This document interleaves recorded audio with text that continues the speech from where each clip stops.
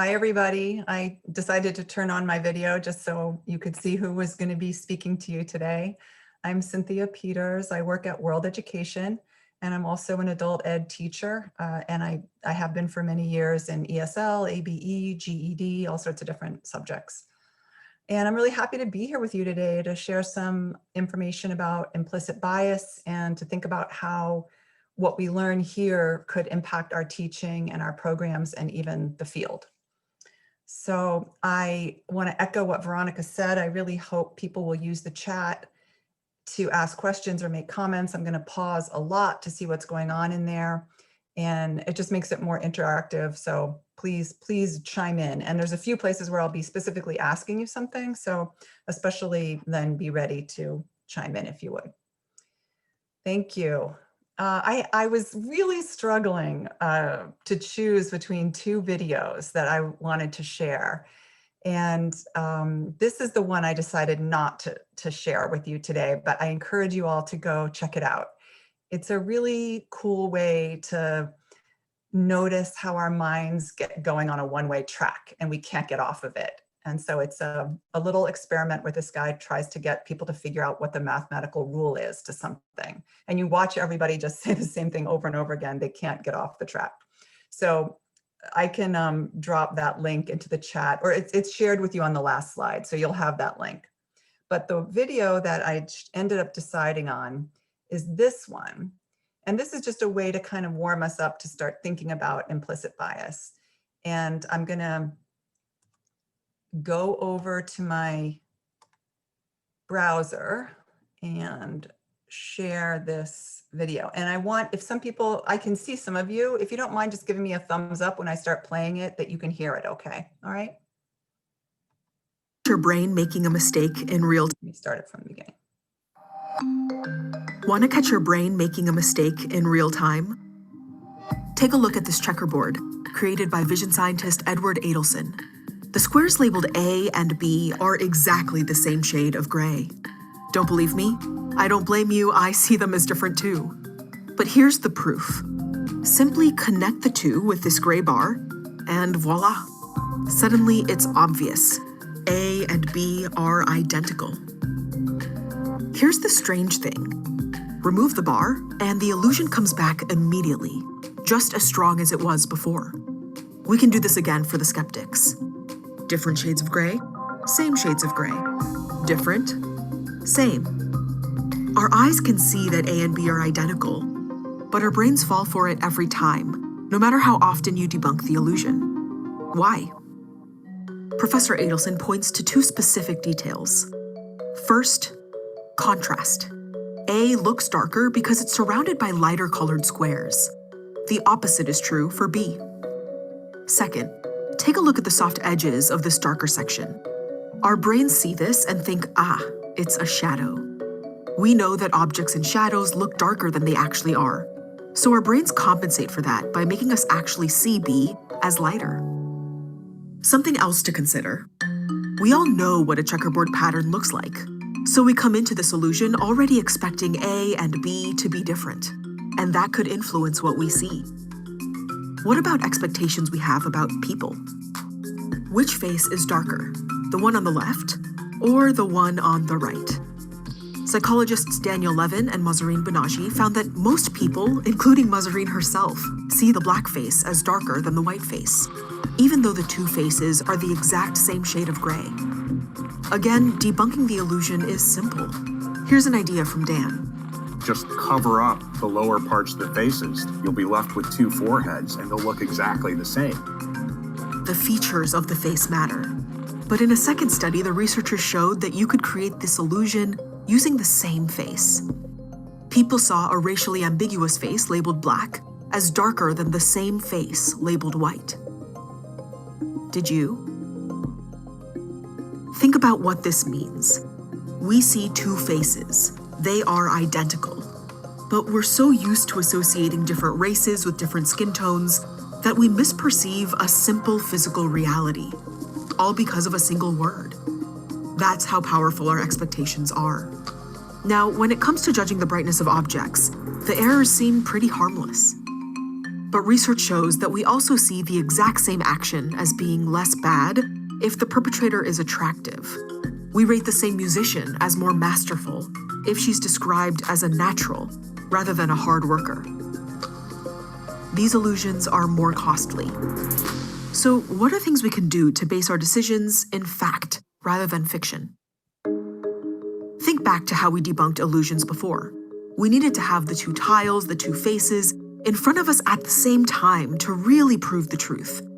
So when you have multiple options in front of you, whether it's job candidates or health insurance plans, consider them side by side. Not only does this let you test your intuitions, research shows that you'll be more likely to. When people evaluate things together, they're more likely to use the same specific benchmarks to compare them. Want something stronger? If you want to avoid illusions altogether, try blinding. We've talked about this technique before, when orchestras put a curtain between musicians and judges during auditions and let the music do the talking. A new crop of players rose to the top.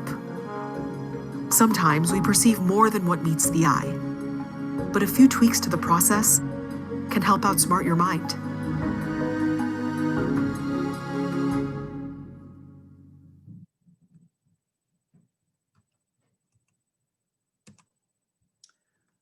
Okay, so let's see. Here we are. Yeah, I would love to hear if there's any comments about that, if that took you by surprise. Maybe some of you have seen that before. Does anybody have a response to that? Somebody says, wow. I'm with you, Tiffany. I love the way they open. They say, want to catch your mind making a mistake.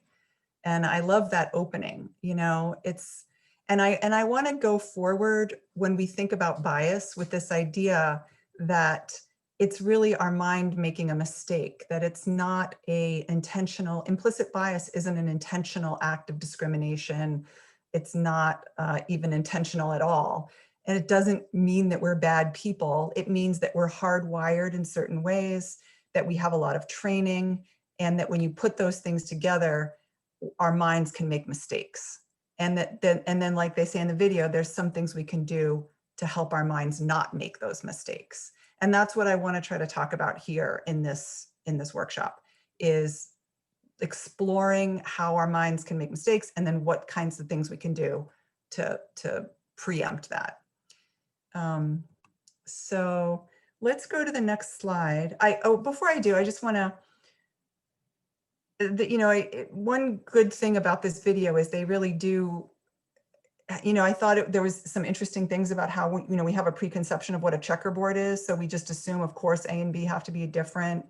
The green tube makes a shadow. So that makes us think, oh, well, it's just in shadow, but it's really lighter, but it's just in shadow. That's why it kind of looks darker than it should. We make all these little micro adjustments to try to make it make sense. So just keeping that in mind as we go forward would be good. So let's look a little bit at what implicit bias even means. And before I go forward, I just want to, when I click on the chat, I don't, I see what's happening. It takes up my whole screen. Okay. So Stacy says, fascinating study, implicit bias is hard to unpack and avoid. And then Tiffany says, yeah, I looked at the features. Yeah. So basically our minds are working hard to make sense of things, and they might make little mistakes here and there. So implicit bias includes attitudes and beliefs, positive or negative, about other people, ideas, issues, or institutions that occur outside of our conscious awareness and control. And these things affect our opinions and behavior. So everyone has implicit biases. They have developed over a lifetime.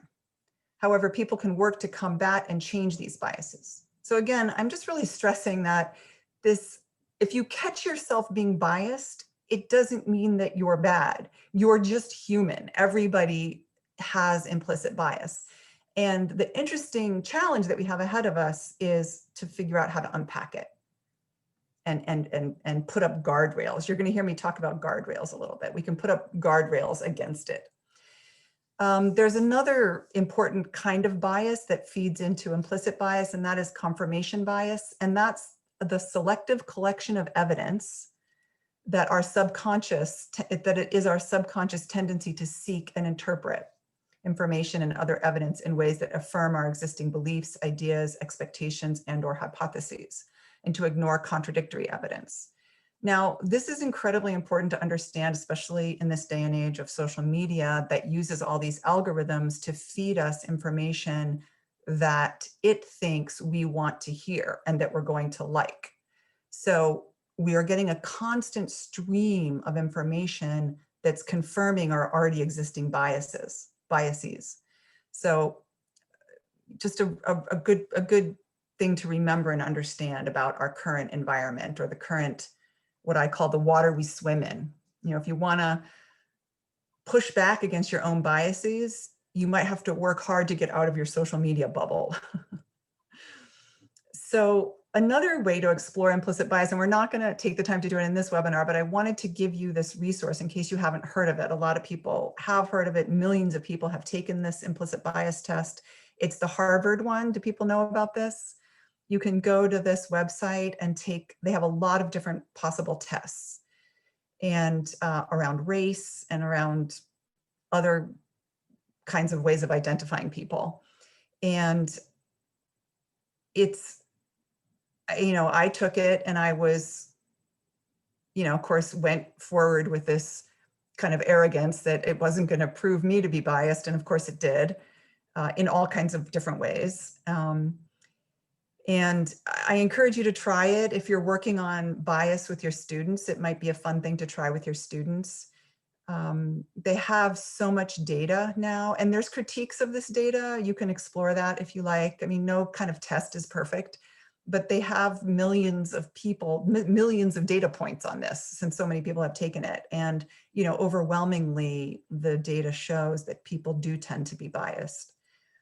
However, there is not necessarily a strong connection between being an individually biased person and actually acting on discriminatory behavior, sort of showing explicit bias. So you could have lots of implicit bias. We all do. You do have it. It doesn't necessarily mean that you go around acting like a discriminatory fool, you know, and treating people badly in an explicit way. So here's another place where there's a lot of data. I think this is so fascinating. Apparently in New Jersey, there's a sort of a bunker with all these screens showing all the basketball games being played from multiple angles. And experts sit in this room and watch the multiple games from multiple angles in order to give feedback to the referees on their calls. Now, they don't give feedback always in real time. I think they might actually do that if there's a big game at stake, or if a big play is at stake, or if something, you know, there's certain rules where maybe they do give their input to the refs on the floor, but mostly they're just sitting there collecting data and analyzing whether the ref made the call correctly or not, right? And they can be pretty objective about it because they can see it from a lot of different angles, and they're not in real time hearing a crowd yelling and, you know, having all the influences on you by being on the actual basketball floor. And what they found was referees are biased. They tend to favor home teams in their calls, and they show racial bias in their calls. So they tend to call against the Black players more than the white players in the similar situations. So there's some really interesting people who have studied this data. And I love this one guy I listened to talked about, you know, he's like, I could care less about basketball, but I'm a sociologist and I study bias. And I was really interested in this because I have lots of data about bias. Now, referees are actually get promoted and get paid more based on not being biased. You know, they have an incentive to make the calls accurate and to not show bias. And even with that incentive, they still are biased. Okay, so tell me something from you. I would like to hear from somebody else now. You know, do you have an example of implicit bias in your life? Maybe you have witnessed an example of it, or you've experienced it yourself, or you've expressed it yourself. Maybe there's a time when you just noticed yourself, wow, I just assumed that without even thinking. And I'm totally taken aback. Has that ever happened to you? If you could put something in the chat, I would really appreciate it. So I'll just pause here for a second. And it can be a small thing, or it can be a bigger thing. Whatever might have happened to you, maybe in the classroom, you got surprised by somebody, or just in everyday life. Linda says she did the Harvard study and she said this revealed about me. Yeah. Thank you, Linda. We can all confess that indeed we have implicit bias. Does anybody want to share a story or unmute even?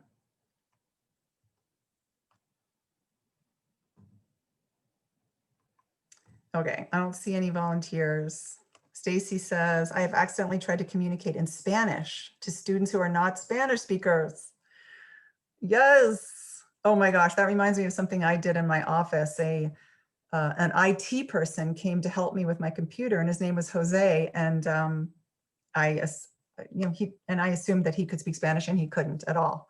And I was just so embarrassed to have made such a stupid mistake. We have people of all different ethnic backgrounds in our country who may or may not be able to speak whatever the language is implied by their name. So Peggy says, one of my biases, someone who is outwardly Christian is suspicious in terms of whether they are inclusive of all people, like LGBTQ people. Yes, thank you, Peggy.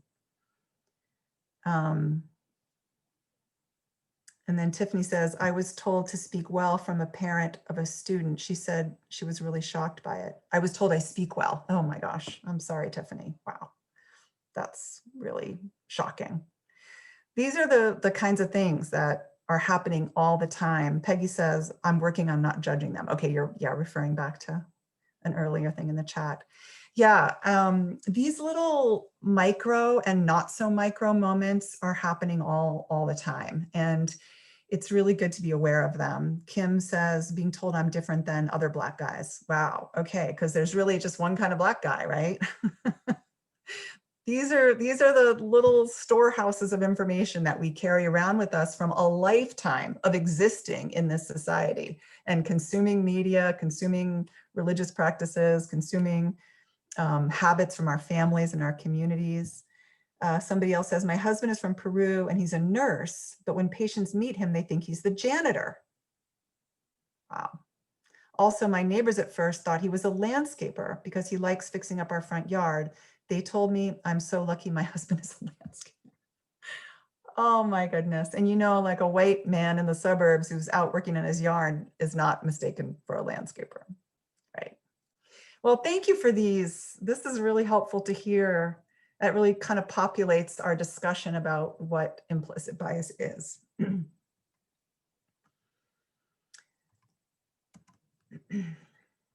Okay, so remember, it does apply to all of us. We're hardwired to make snap decisions. I'm sure it was part of and still might be part of our survival in the world. We have to figure out what's safe, what's comfortable, what's valuable. We might have to do it kind of instantly. So there may be a sort of a survival thing going on in there. And like the referees, we all have countless discretionary moments in a day, moments when we may be driven by bias. And in the classroom, we just have hundreds of these discretionary moments, right? Where we look at someone a certain way, invite a conversation a certain way, ask somebody to hold off or not hold, all the little things that we do, the eye contact, the tone of voice, those are all the little discretionary moments that we have in front of us. So our biases show themselves in all these ways that we've talked about, the micro, the affirmations, the devaluations, the affinity bias, like, oh, you're like me. Like that's another thing that we didn't actually talk about, like you're like me, so therefore, X, Y, or Z must be true. And then there's this fourth thing, which is sort of underlying worldview. And I'm going to talk a little bit about that in a second, but before we do that, I just have this slide about thinking about where implicit bias comes from. We're just remembering that it starts early. We learn it in our families, in our culture. We learn it from the media. we learn it from all of our life experiences, our schooling, our education, and our religious practices. So it's an onslaught. You know, this is not an easy thing to work on.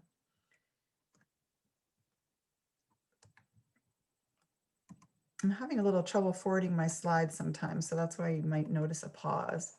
I want to get to this, what I mentioned about the underlying things. So what we've talked about some of the surface things, but there's this other idea, this kind of idea about worldview, how we think the world works. You know, we're trained, we have a lot of training in this, like how our basic relationship to nature, our relationship to other people, what we think is basically true about people. You know, these are all things that come from our worldview, which we get from our communities, our religions, the media, from our country. You know, there's all sorts of ways the US thinking might be slightly different than other cultures thinking or other countries thinking.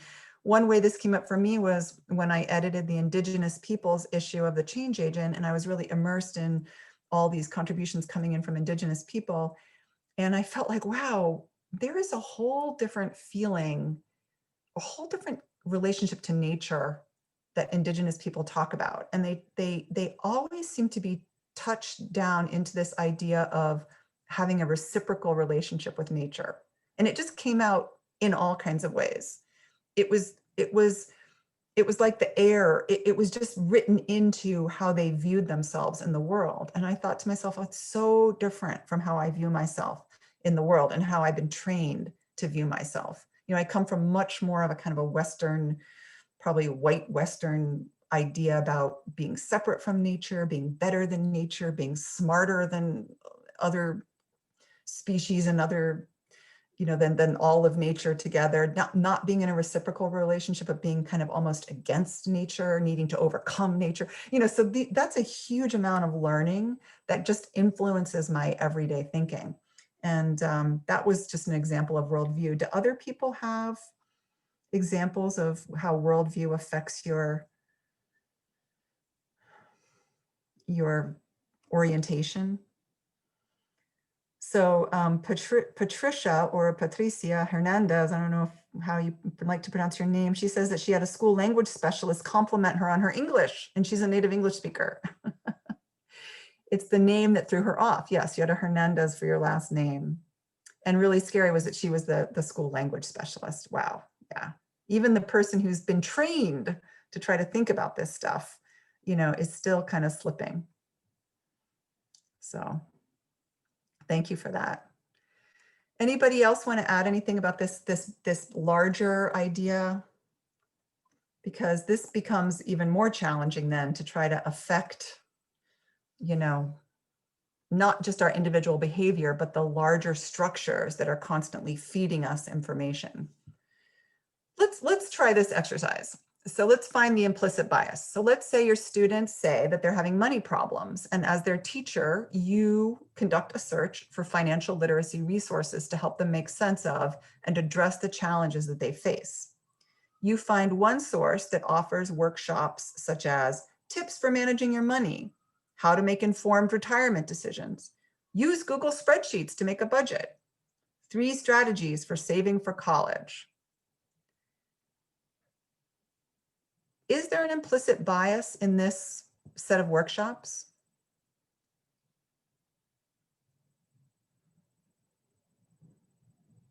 What's the overall kind of approach of all of these workshops?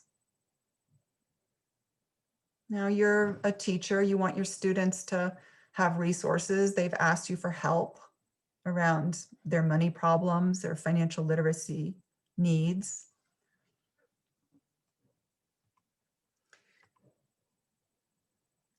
The implicit bias, Peggy says the implicit bias is they are poor. Wait, hold on, I lost it. They are poor versus rich and their money problem is being rich. Huh. Okay. Dina says the assumption is that students have money to manage. Okay. Interesting. Burr says retirement for an adult ed ABE student, retirement probably isn't even a consideration. So some of these ideas are just even off the charts. They're not even gonna, this assumes a middle-class income. Gosh, living paycheck to paycheck, pretty hard to save up for this point, at this point for retirement. Assume students have income. Yes. So all those are true. I was looking for an even kind of more macro bias. And then Stacy's saying that these seem well-rounded, but are the workshops digital? They also address typically middle-class issues. So living for the day versus living in the future says, yeah. Yeah, these are all really good things to point out. I mean, I think perhaps most interesting is that our students don't even have money to manage, so that's actually the first problem. And if people don't have money to manage, what kind of workshops are we supposed to have for them? What can we offer them? All these solutions are very individual based, right? They're about what you as an individual could do to try to succeed. They don't get to anything around, well, wow, are you not having access to a living wage job, or what's the minimum wage in your state? What are the options for advancing in your workplace? Are those options available to you? None of the workshops are about kind of possibly changing the structures that we live in that might make it more possible for people to not have money problems, to address your money problems as if they have a root in something collective, in the way that we structure the economy. Does that make sense? To me, it feels like the bias is like this. Do you see this image? This cover of this navigating a financial, the financial course. What does this image show? What's the idea about how to navigate financial issues?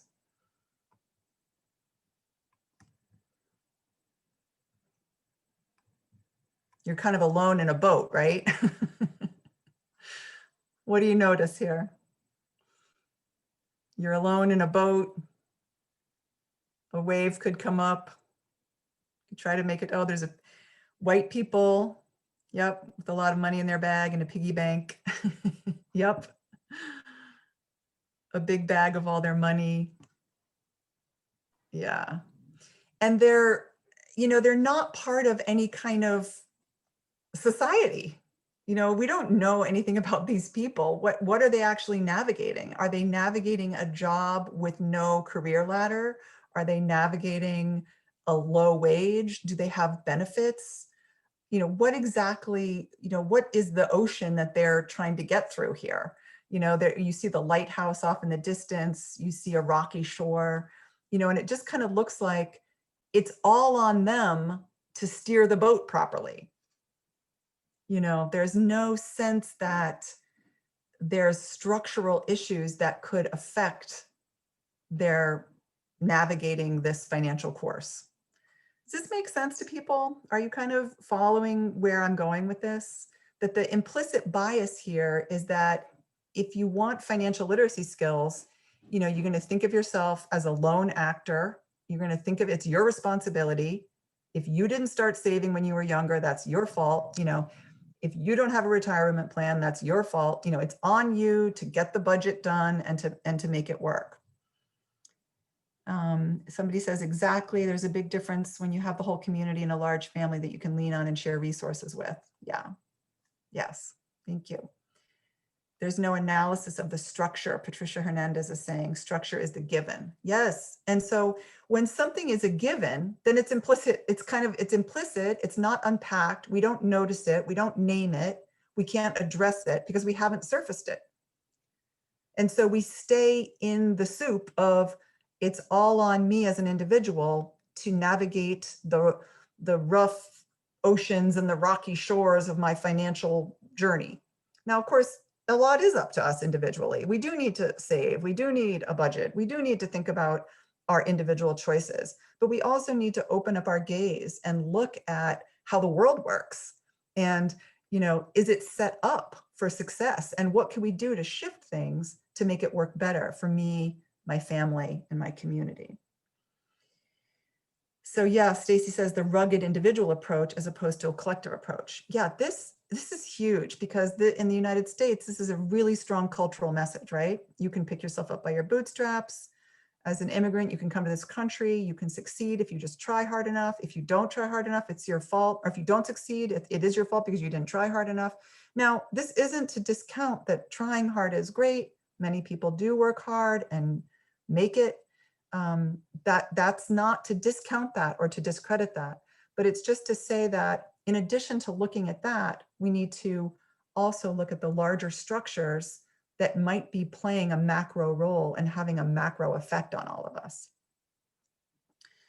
Burr says, for so many, their boats have holes and didn't benefit from the rising tide. Yes, yes, I love the metaphor. The extended metaphor is really happening here, people. The boat has a hole. I can't even row it. There's no rudder. I'm sinking, It doesn't even matter if some people are getting lifted up. I'm going down, and all I'm being told is that it's my fault and that I should, make a budget. Assimilation versus acceptance. Yes, thank you. This is great. This is so rich. I love all the words that people are using, and I hope that you can appreciate this example of kind of unpacking an implicit bias in a tool that could very well be in the adult ed classroom, something like a financial literacy package. Now, just to contrast that, I have the cover of the economic crisis issue of the Change Agent. I think this came out in 2009. It was right after the economic collapse of, gosh, how long? That was 12 years ago already. Amazing. But this was the image that I chose for the cover of the magazine, partly because I wanted to push back against the implicit bias that we have in the United States. Whenever we talk about the economy, we talk about it as a whole bunch of individuals, not usually asking how the economy is working for everyone. And so these signs kind of show a different bias. And how would you describe the bias of these signs?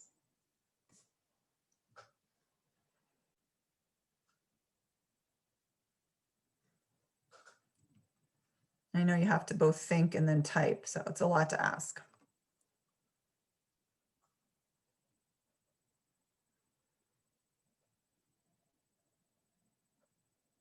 I guess one option is that it's possible to have an economy that works for everyone, right? That's even a possibility. Like right now, it's pretty clear we don't have an economy that works for everybody. Many people are at the bottom of the heap.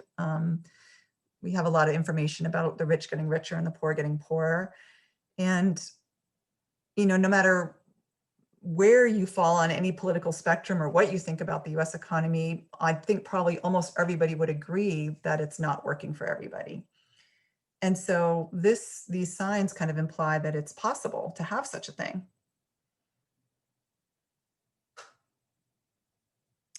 Tiffany says they are white old people, and I would assume otherwise that this does not affect them.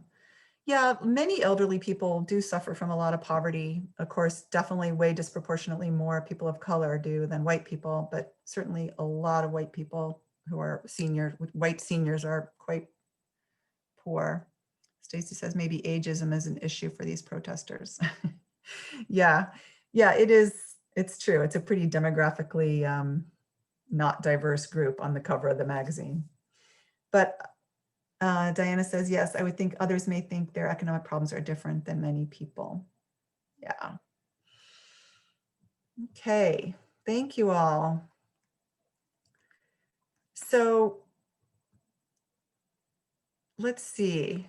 I know that Veronica shared in the chat some of the handouts, and I wanted to give people a lot of materials to take with them out of this webinar so that you could maybe try things in the classroom, or if you're not a teacher, if you're an administrator, you could take it back and share it with the teachers in your program.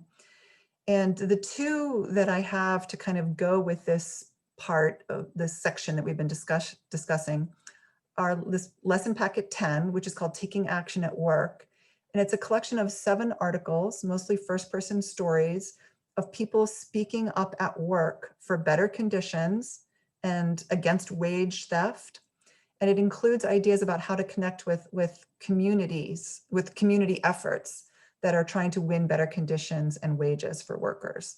So the idea is that one of the ways we can think about how to improve life for ourselves is not just getting a job, but once you're in that job, making that job better by learning how to advocate for yourself or speak up for yourself at work. And not just individually, although individually as well, but also collectively. So possibly joining with others to figure out how to make something better.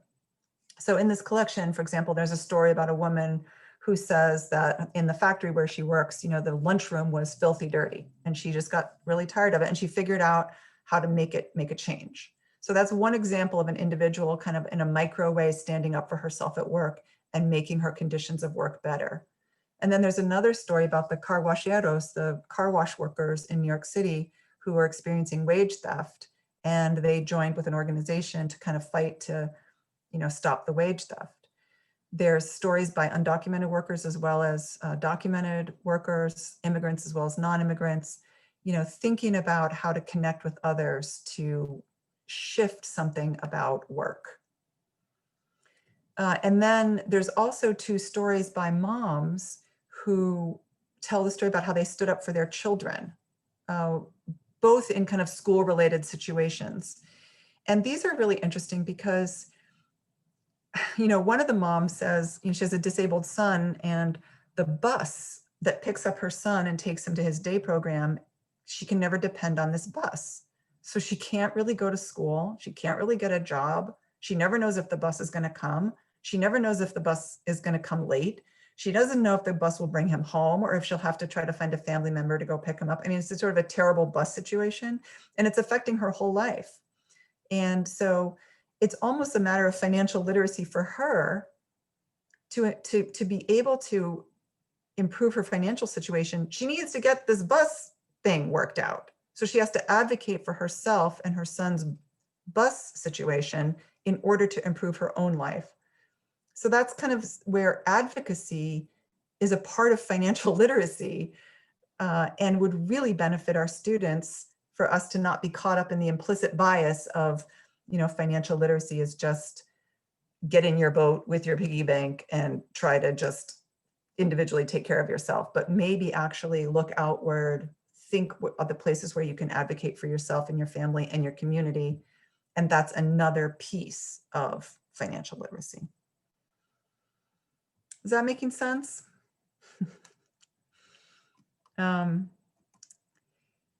Okay, let's get back to thinking about implicit bias and whether it's really a problem. I think we would all agree the answer is yes. Here's an example of how implicit bias just shows up in this homework example, right? You've got 2 white kids and 2 children of color. The white kids have the words happy and proud underneath their names, and the brown children have sad and angry. Was this explicit bias? I mean, did the maker of this page literally sit there and go, I'm going to do something racist here? Probably not. I mean, probably they didn't mean to. Maybe they did, but probably this is the kind of slip up that happens that then becomes information for our brains, and it becomes something that we take in unconsciously and then start to replicate unconsciously. So yes, implicit bias really matters. When they look at certain metropolitan areas with greater average implicit bias, as they've measured it in their research studies, they show that there are larger racial disparities in police shootings. And counties with greater average implicit bias have larger racial disparities in infant health problems. So sociologists can study this and see that yes, implicit bias has outcomes for people's lives, including more people of color getting shot and more children of color having problems with their health.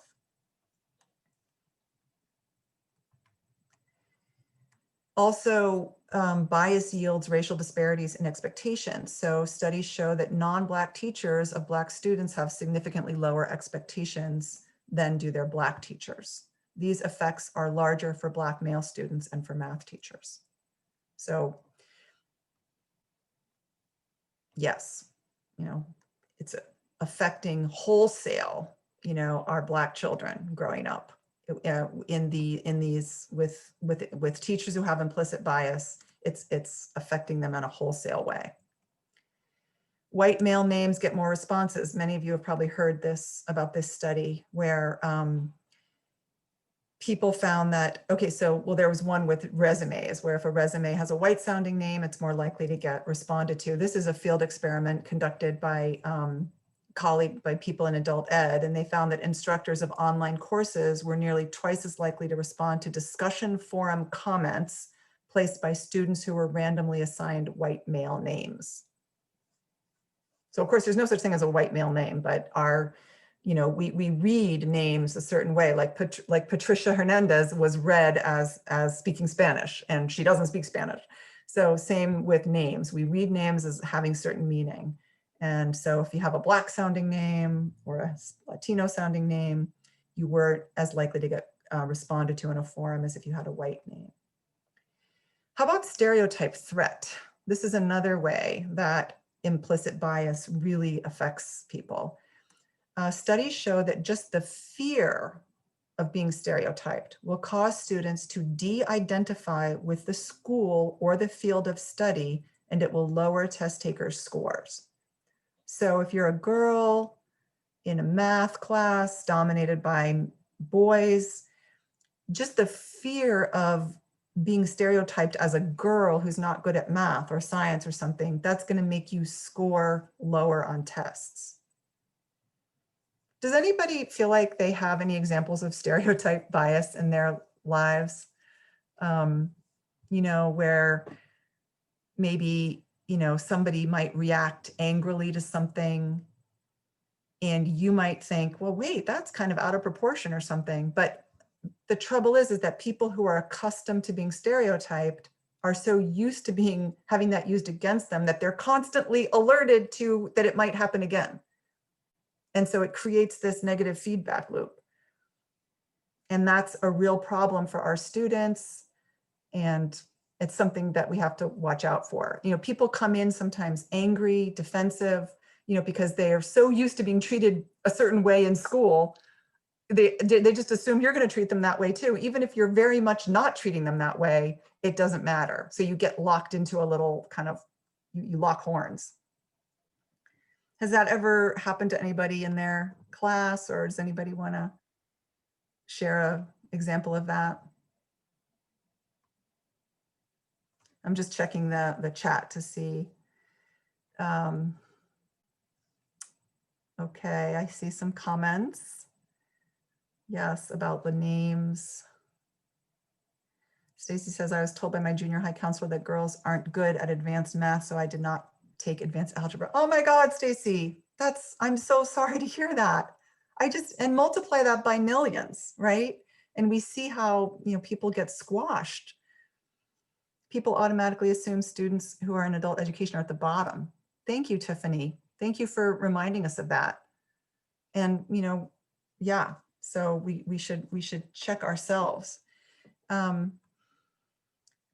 want to tell you a story about in one of my classrooms when I had this one student who I felt like I was not really getting close to. I wasn't really finding myself getting a relationship with him the way I wanted to. He wouldn't look at me. I couldn't get him to respond to me.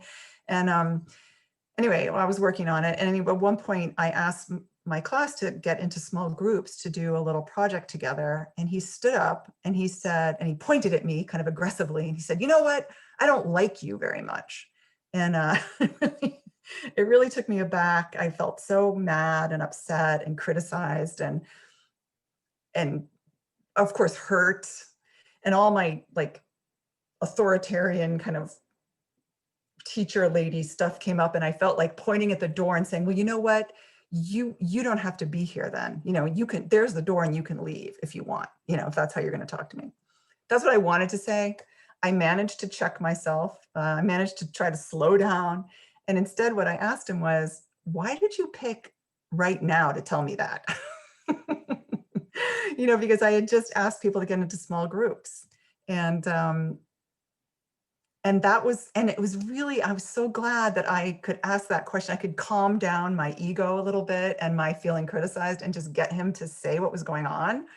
And he was able to say, that he had recently been stabbed. He doesn't trust people. He doesn't want to learn from these other people. He wants to learn from the teacher, not from these other people. He just was able to say a lot of stuff.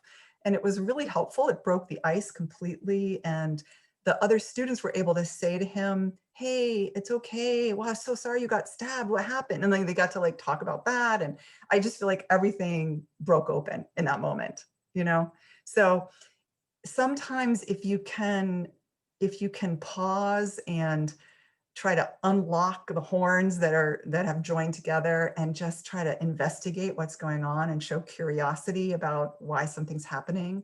And we can't always do that, but sometimes we can. And the outcome isn't always great, but sometimes it is. And it allows a little oxygen into the space where before we were crowded into our stereotypes. Okay.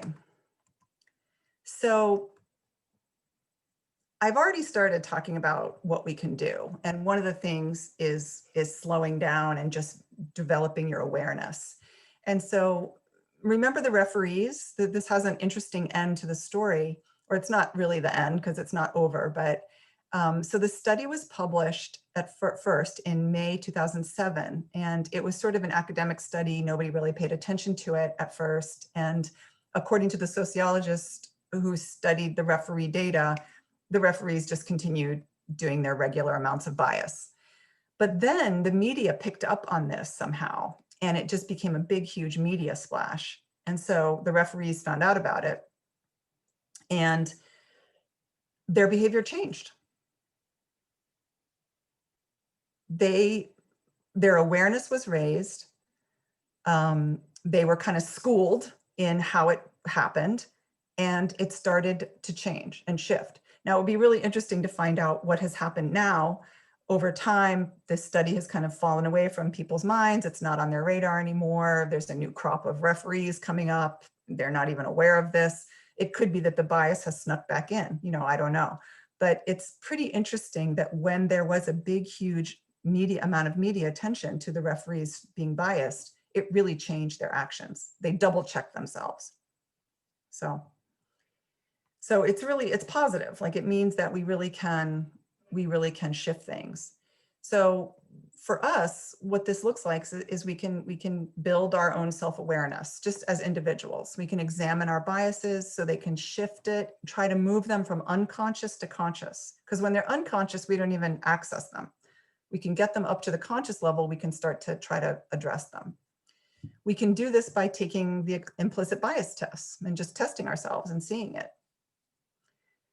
We can make a conscious effort to slow down and monitor our own beliefs, decisions, and behaviors. So that's that example from the story that I told, from all the stories that have been generated here, just where we slow ourselves down. We build in checks on ourselves because we know that our bias is in there.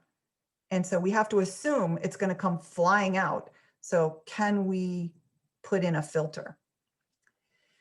Remember that it's not about whether you're a good person or not, because I fear that some people feel so embarrassed when they do something that showed their implicit bias that then they have shame come in and then they can't think very well anymore. And that's not helpful. We have to just remind ourselves that there's not anything wrong with us that we were trained in this way. But what is our responsibility now is to address it.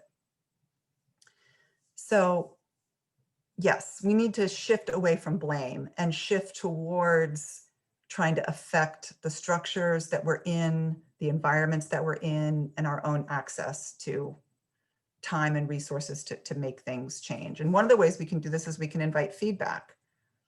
So we can collaborate with peers, we can create an observation protocol, we can get student feedback, right? And these are hard things to do. I mean, we don't necessarily want to hear from people that they think we're being biased when we do that. I mean, and and you might not agree even, and that's okay too. But inviting more people's, like more perspectives into your private space will help you think better, I think. And it doesn't mean you have to agree with whatever anybody says. You can say, well, I have a different perspective than that. That's okay. But you're opening yourself up. Same as when you get student feedback, students might say, I want more quizzes, or I want more, they might say something that where your teaching doesn't tell you to go that direction. So you don't take every bit of feedback you get and act on it, but it might inform how you go forward. So Henry says, thank you so much. I have to hop off for another workshop. Okay, bye, Henry. Hope you were able to watch the recording.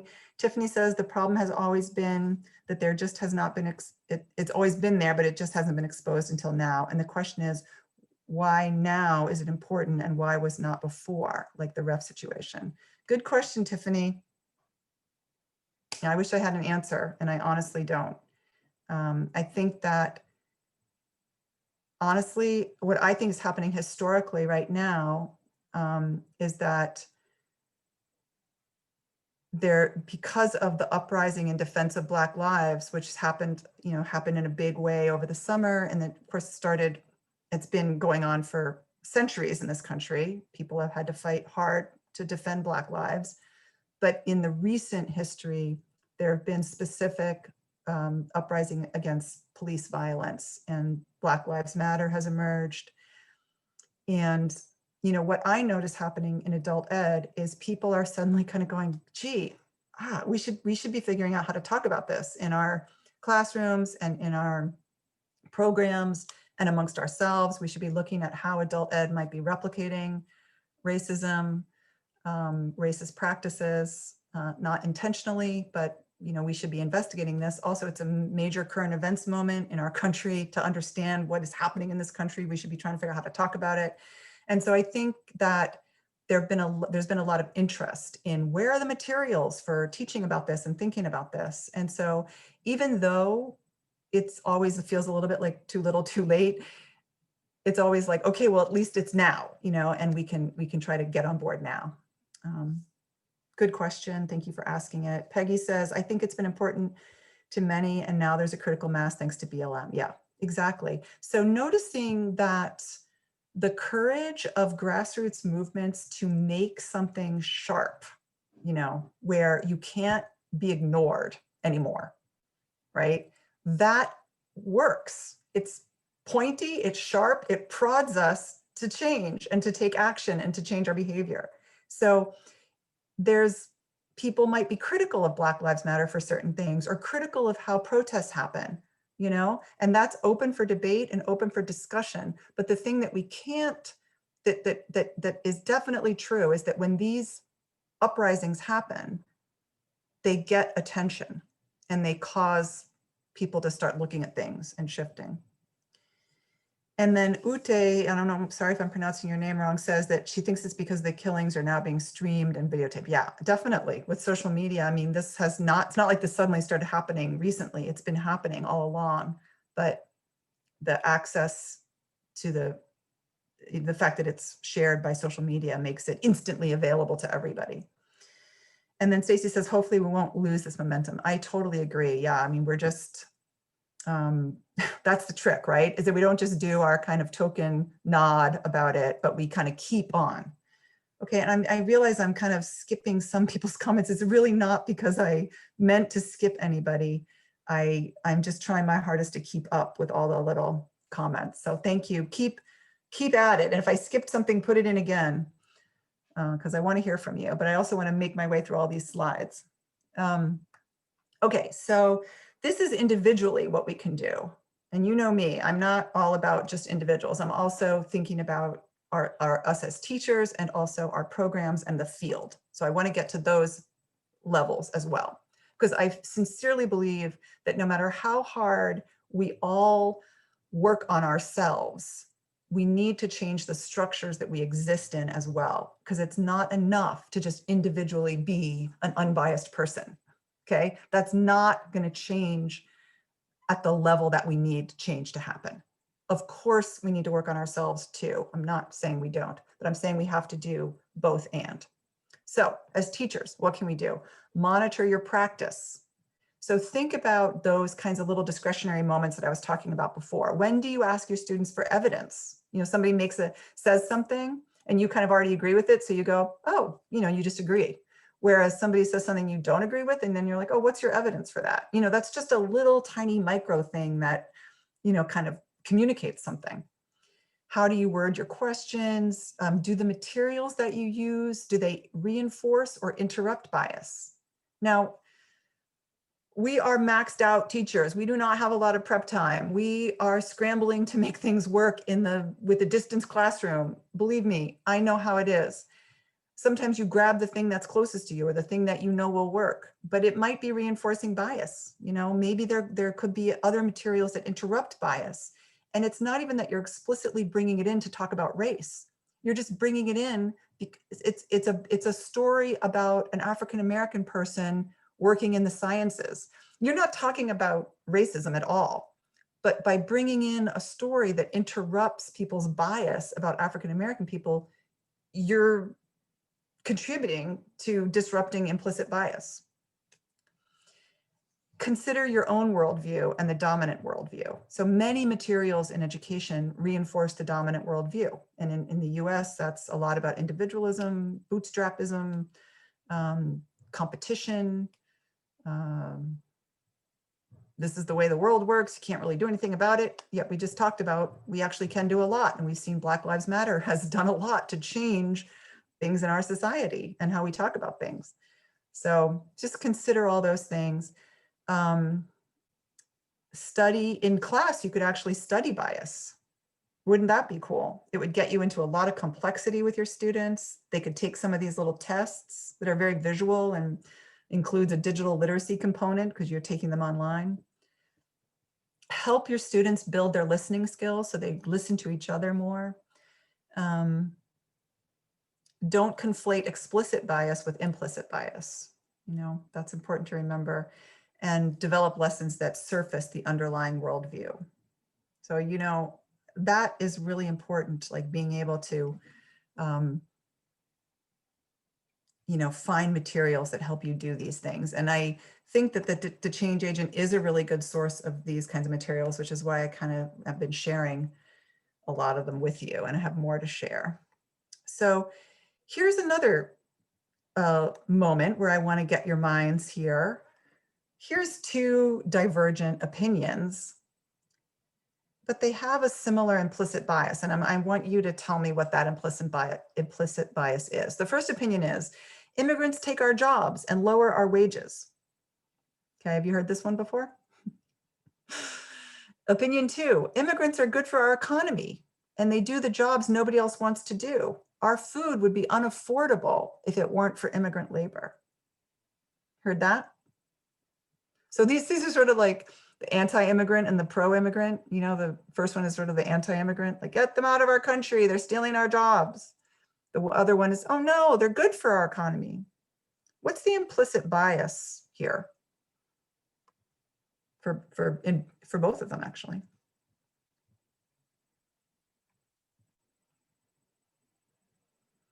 Anybody have a thought?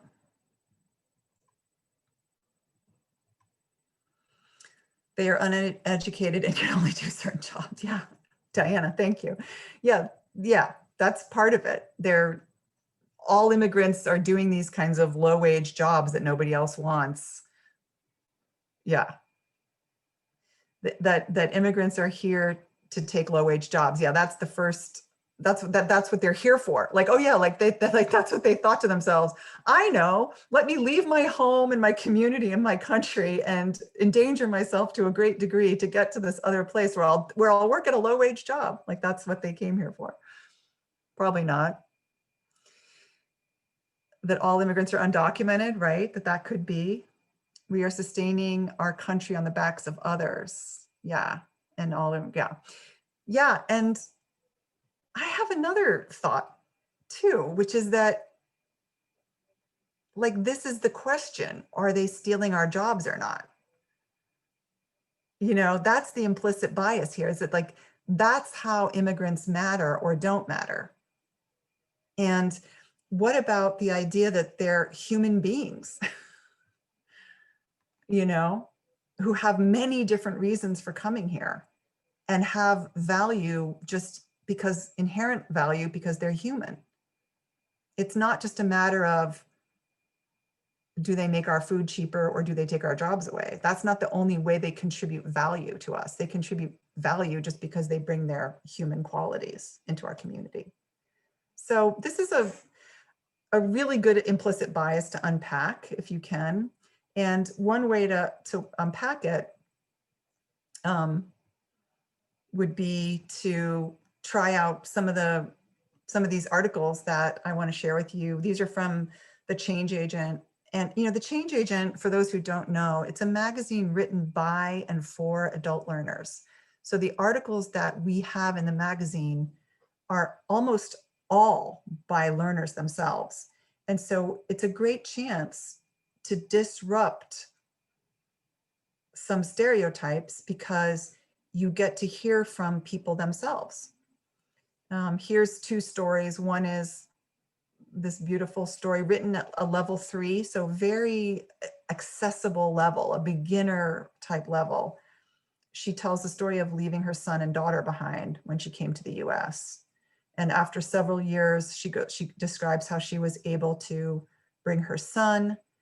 He was 10 years old at the time, and she hasn't seen her daughter at all since. And she's hoping to someday be able to bring her. So, you know, we're just bringing their humanity in here. It's not about what job this person does. It's not even about why she left her country. You just feel the feeling of what that must have been like for her. And it's not a dogmatic piece, but it just delivers the person's humanity right there. And then the other story is another one similar about, you know, how she came to the US. Another thing you can do is you can explore language. And this article sort of comes up with this little word game at the bottom where you can kind of look at, we often refer to immigrants as aliens, you know, and you can kind of, this is an opportunity to unpack the language that we use associated with immigrants.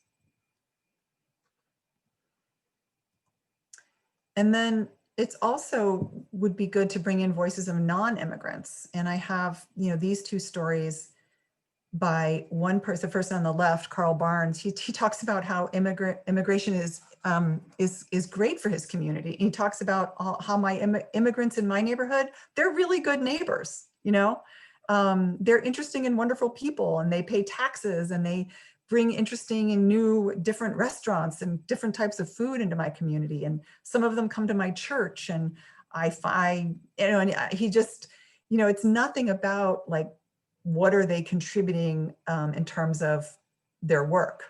You know, it's just their humanity makes our lives richer. It's kind of it's a really beautiful story. And then the other one is by a white woman who talks about about her experience crossing a border and how scary it was and how it gave her empathy for immigrants.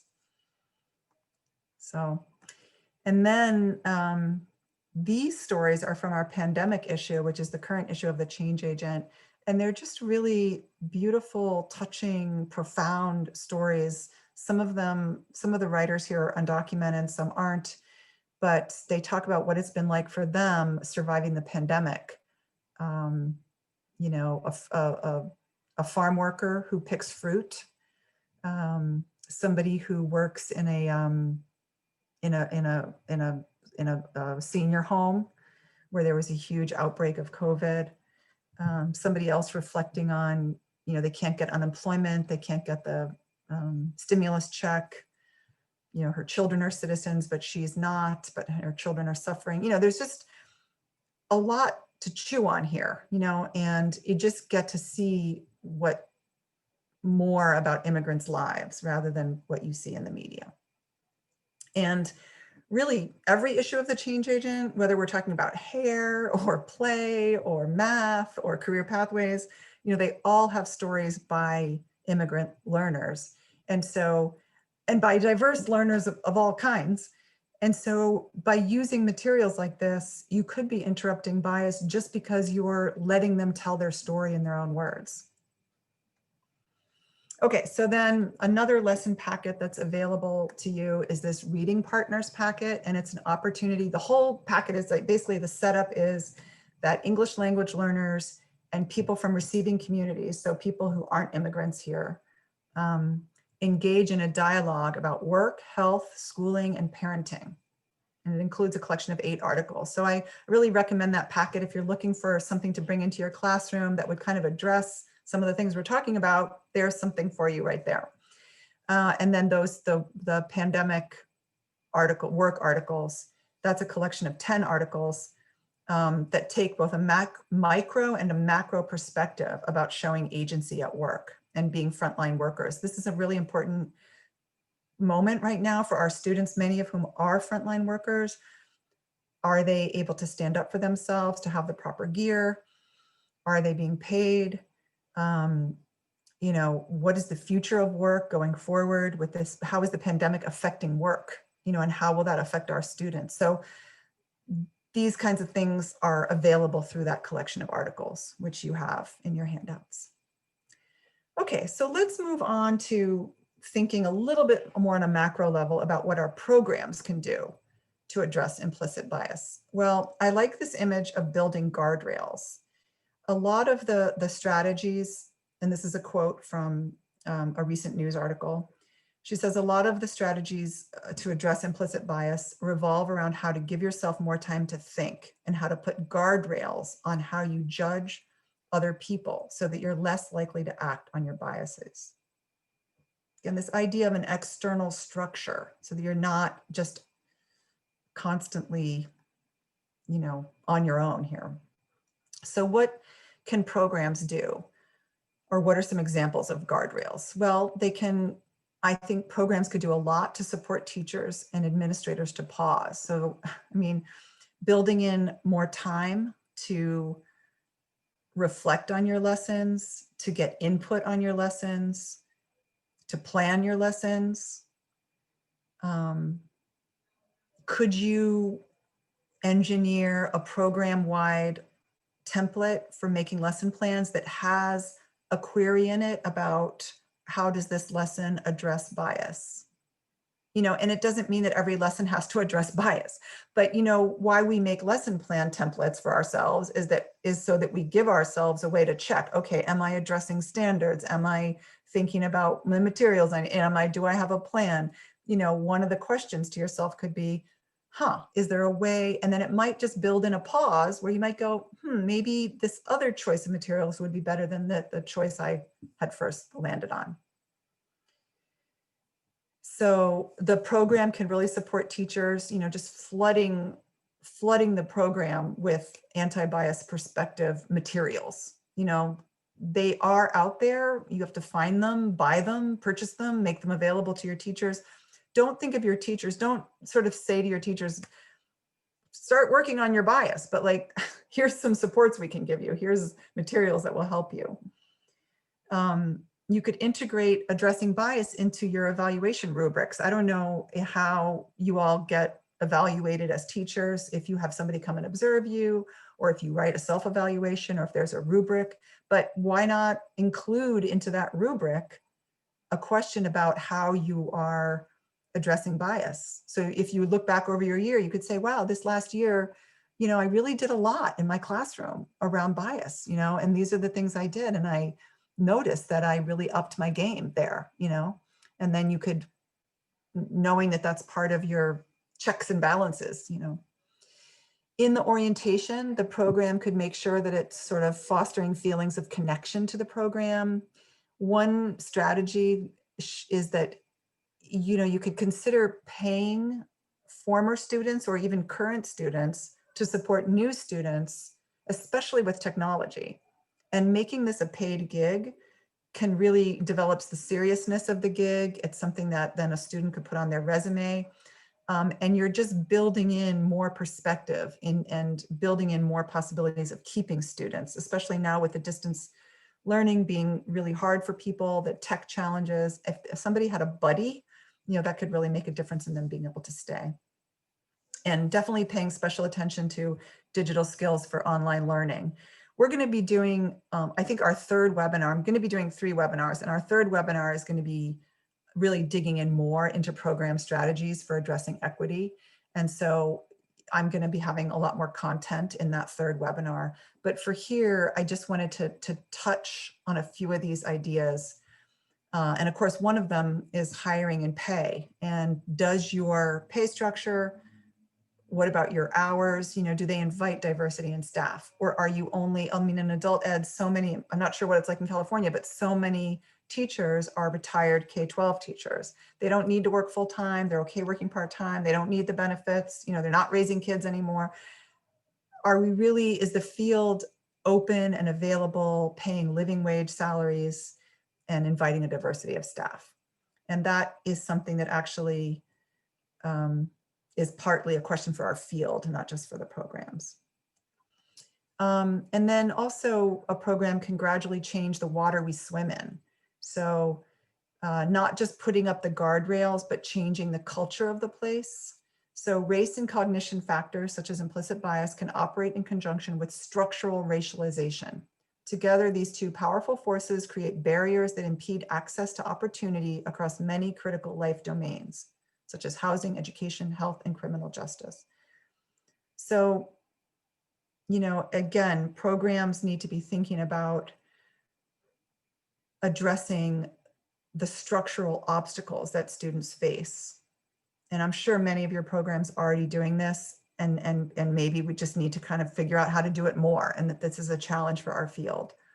You know, what's stopping students from being able to continue with their educations? You know, is it childcare? Is it transportation? Is it the technology? You know, trying to have the right devices and the right training to be able to do remote schooling. You know, in Massachusetts, there's this interesting effort underway right now where, you know, the K through 12 system gave out tablets to all the students who had to shift to remote learning. So there was this huge effort to go drive around to all the students' houses and drop off these tablets for them. And then in the adult ed classes, some of the teachers started saying, well, why don't, you know, their students didn't have devices. So they said, why don't you use your kid's device? Because your kid has a device, they got it from the school system. But guess what? The devices are locked up. Only the students can use them. So now there's a campaign to liberate these devices for the parents in adult ed to be able to access the devices. You know, these are kind of equity and access issues that we can work on. Possibly considering opening your computer labs to just train people enough to be able to then shift to online learning. But it may be that, you know, we need to think about setting up face-to-face digital literacy classes in order to make the online learning a success. And then I also think an important thing for programs to think about is connecting with community-based organizations to do advocacy for things like funding for adult education, for things like free or low-cost Wi-Fi, and for things like higher wages in the jobs that affect our students. And so, you know, those are another set of ways that programs can help address implicit bias. What about our field?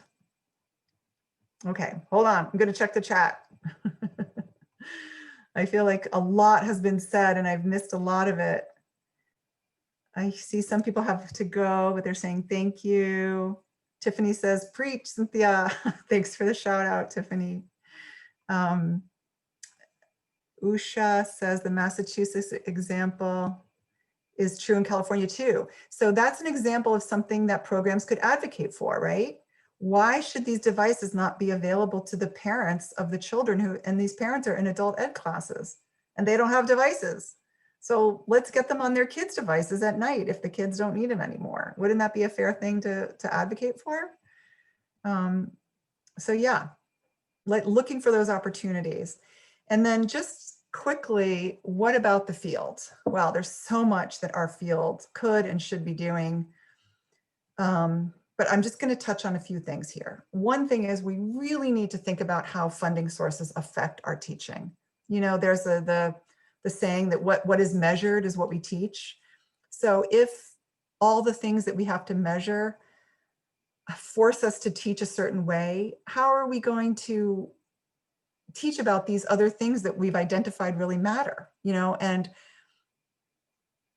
we can't set teachers up to say, you really need to address bias in the classroom, but then we turn around and say, oh, but for our funder, we have to deliver X, Y, Z that has nothing to do with addressing bias in the classroom, because we're just setting up teachers to fail. And that's not okay. Teachers have enough stress and they have enough pressure, and they're already fighting to keep their heads above water. So one thing we have to be really sure we're not doing is providing PD to teachers that just adds on to, like on top of teachers' heads, all the stuff, more stuff for them to do without freeing up time and space for them to do it, and creating supports for them to do it, including, you know, funding that says, you know, just additional funding, and funding that says, yeah, we want you to use this funding in this way.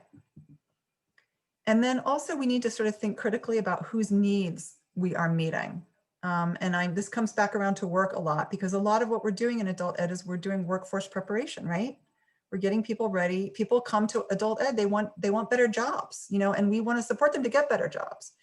But I think we have to be careful that we're not just the handmaidens of, you know, corporate needs, you know, for certain kinds of workers. We also, you know, we're not just making them employable, or we want to also teach them how to advocate for themselves once they're in the job, or to take a bad job and make it a good job, or to just influence the landscape of work in general. Because our learners are stakeholders, right? Obviously, but the stakeholders whose voices are mostly heard are not usually the students. It's usually, you know, the people who are doing the hiring and, you know, other experts. So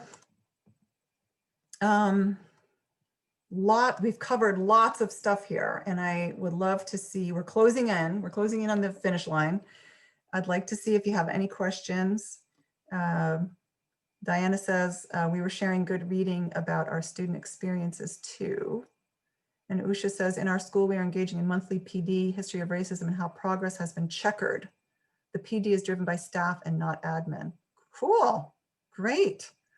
That would be really interesting to share more about what you're learning from that experience and how it's kind of filtering out into the classroom. I'd be really curious to hear more. Yeah, Diana sends you a wow, Usha. And Tiffany gives you a props as well. That is really great work. Let me just end by saying, you know, here's a slide with some of the links that we discussed here in the webinar, the links to the videos and more resources. So you can check those out. I encourage you to look around and see what's useful there. And then I want to make sure my email address is up there and available for you to grab and keep a record of somewhere, because I would love to get your questions if you think of them afterwards, or if you get these handouts and you try them out in your class. I'd love to hear how they went. And if you have any feedback for me, you're going to be getting a recording and the slides to this webinar, as well as all the handouts. And as I mentioned, there's going to be 2 more webinars. And I believe Veronica is going to be dropping the links into the chat so you can register for those.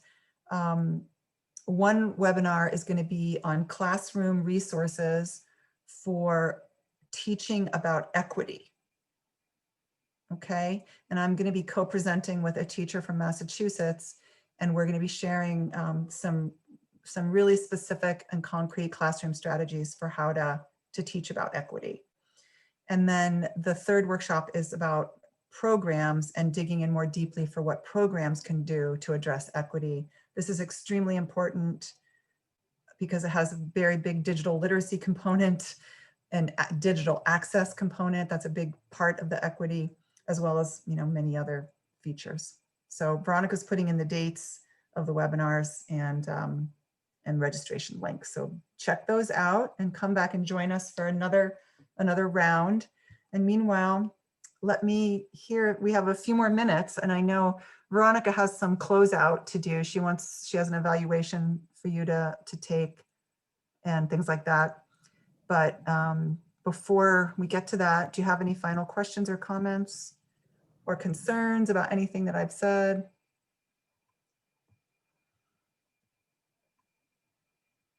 I really appreciate how active a lot of you were in the chat, and just being able to see some of your faces was good.